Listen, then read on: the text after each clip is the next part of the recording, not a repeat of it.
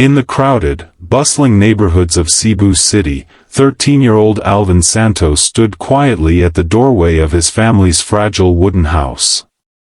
The walls were thin bamboo, the roof made of rusted iron sheets, and the smell of dried fish lingered in the humid air. But what made Alvin's heart heavy wasn't poverty, it was rejection. His stepmother's voice cut through the air like a whip, "You're nothing but a burden. Get out of this house, Alvin." Her words echoed painfully in his ears. Alvin turned to his father, searching desperately for protection. His father's tired eyes avoided his. Poverty, shame, and pressure had hardened him, leaving him silent. Finally, with a voice trembling between guilt and weakness, his father whispered, "Maybe it's better if you leave for now, son." Those words struck Alvin harder than any blow. His chest tightened, his throat ached, but no tears came, just silence. He lowered his gaze to the worn slippers on his feet and the small cloth bag slung across his shoulder. Inside it were 2 shirts, a half-eaten bread roll, and a notebook where he scribbled lyrics. That was all he owned. He stepped outside, and the wooden door slammed shut behind him, echoing like thunder. Cebu's streets were alive with noise, jeepneys honked, vendors shouted prices, children played on narrow alleys. But Alvin felt utterly invisible, walking with his head down, his heart bruised. The question tormented him, why am I never enough?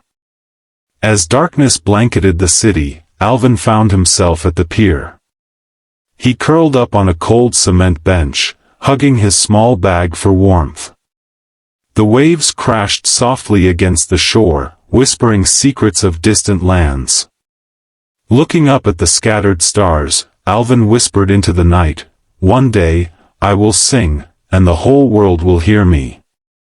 That night, Alvin wasn't just a boy abandoned by his family. He became a dreamer on the edge of destiny. Days melted into weeks, and Alvin's new life was one of survival. Every morning, he wandered through the streets of Cebu, his voice becoming his only weapon. He sang inside crowded jeepneys, standing between passengers as the vehicles rattled through traffic. He sang outside markets, where the smell of grilled meat and ripe mangoes mixed with the sound of bargaining voices. His voice, raw and heavy with pain, stopped strangers in their tracks. Some pressed coins into his hands, while others simply stared, unable to forget the boy whose music carried the weight of heartbreak. Each peso he collected was sacred.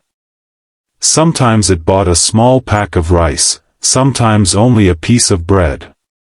On lean days, it bought nothing at all. Still, Alvin never stopped singing. At night, he returned to the pier where the sea breeze cooled his tired body. Gazing at the horizon, he whispered, "If my parents won't hear me, maybe the world will." One afternoon, Alvin stood outside a cafe on Colon Street.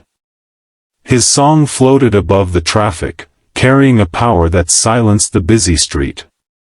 A tourist passing by paused, raising his phone to record. The foreigner's eyes softened as Alvin poured every ounce of emotion into his song. When the music ended, the man placed a hand on Alvin's shoulder and said, "Kid, you don't belong on these streets, you belong on a stage." That recording traveled far. Within days, it spread across Facebook and YouTube, gathering millions of views. Comments flooded in, "This boy deserves the world. His voice carries heaven's sorrow." Then came the call that changed everything. A sponsor offered Alvin the chance to fly to the United States to audition for America's Got Talent. Sitting on the airplane for the first time, Alvin pressed his forehead against the window. The clouds outside looked like mountains of hope. He whispered into the glass, "Mama, Papa, one day you'll see me, and you'll be proud." The journey of survival had transformed into a journey of hope. The glittering skyline of Los Angeles was nothing like Cebu. For Alvin, it felt like stepping into another universe. The AGT studio buzzed with energy, contestants rehearsed, laughed, and swapped stories. Alvin, clutching his audition number, stood in the corner, quiet and overwhelmed. His palms were sweaty, his heart raced. He thought of the pier, of the nights he sang to the stars. "This is my chance," he told himself. Finally, it was his turn. Alvin stepped onto the massive stage, blinded by bright lights. The audience stretched endlessly before him, and in the front sat the four judges, Simon Cowell, Howie Mandel, Heidi Klum, and Sofia Vergara. Simon leaned forward. "What's your name, and where are you from?" "My name is Alvin Santos," the boy answered, his voice shaking. "I'm from Cebu, Philippines. I've been singing on the streets to survive. This is my only chance to make my parents proud." The last words cracked, heavy with pain. The audience fell silent, leaning in. The music began, a gentle piano ballad. Alvin closed his eyes and let the first notes escape. His voice filled the room, fragile yet powerful, carrying every scar and every dream. By the chorus, the theater was trembling with emotion. His voice cracked once, not from weakness but from raw truth, and the audience felt it like a knife to the heart. People in the crowd wiped their tears. Some placed their hands over their chests. Alvin was no longer just a contestant, he was a story, a cry for love, a soul on fire.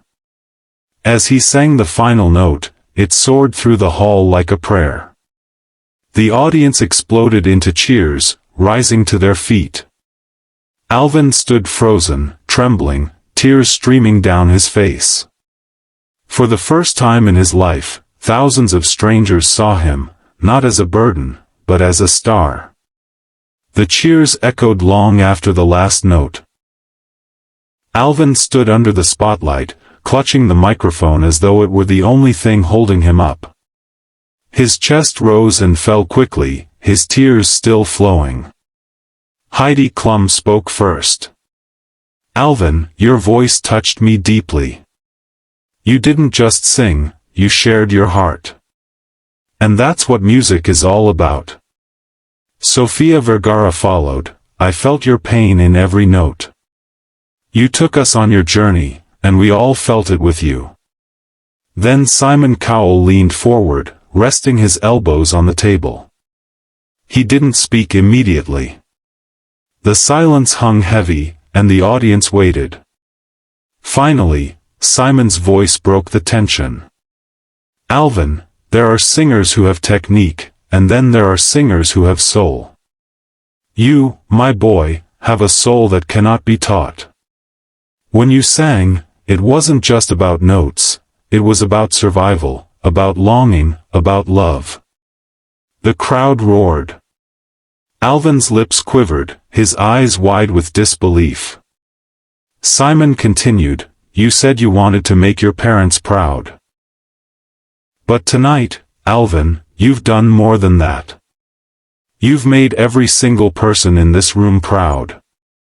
And you've touched the hearts of millions who will watch this." The audience erupted into chants, "Golden buzzer! Golden buzzer!"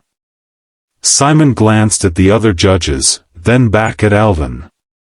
His expression softened. "Sometimes, Alvin, talent isn't just about what we hear, it's about the story behind it. And yours is one of the most powerful we've ever had on this stage." Simon's hand hovered above the golden buzzer. Then, with a firm slam, he pressed it. The stage exploded in gold confetti. Alvin dropped to his knees, overwhelmed, covering his face as tears streamed down. The audience screamed in joy. For a boy who once slept on cold benches, this was the moment his world changed forever. Golden confetti fell like rain, covering Alvin in shimmering light. His small body shook with sobs as the audience screamed in celebration. For a moment, he forgot the pain of rejection, the nights on the pier, the hunger. All he felt was love, washing over him like a tidal wave. Simon walked onto the stage, placing a firm hand on Alvin's trembling shoulder. "Alvin," he said, his voice steady, "you've just changed your life. Never let anyone tell you that you are not enough." The boy nodded, unable to speak, tears still streaming. Backstage, Alvin was embraced by producers, crew members, and fellow contestants. Cameras caught his every tear, every smile. "Mama, Papa," he whispered softly into the lens, "I hope you're watching. I still love you. I hope one day you'll be proud." The video of Alvin's golden buzzer moment spread across the world like wildfire. Within hours, it hit millions of views on YouTube. Comments poured in, "I'm crying, this boy is pure talent. He deserves the world." News outlets across the Philippines reported his story. In Cebu, neighbors crowded around small televisions and smartphones, watching with pride.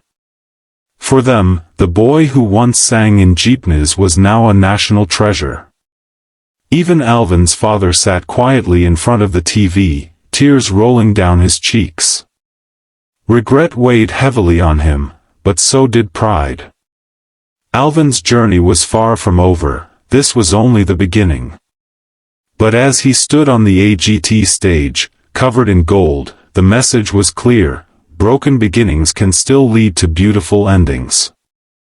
The boy who was once abandoned had now become a symbol of hope, showing the world that no matter how dark the night, a voice of truth can always bring light.